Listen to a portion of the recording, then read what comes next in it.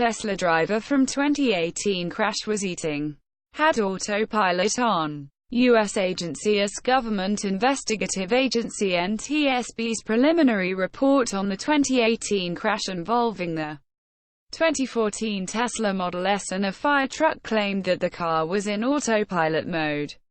Autopilot was engaged continuously for the final 13 minutes 48 seconds before the collision.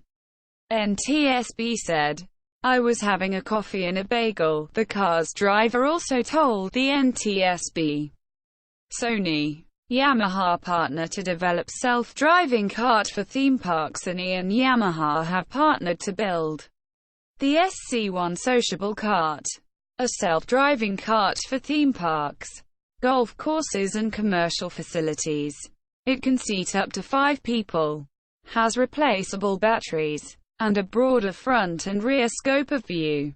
Sony and Yamaha plan to launch services using the cart in Japan in fiscal 2019.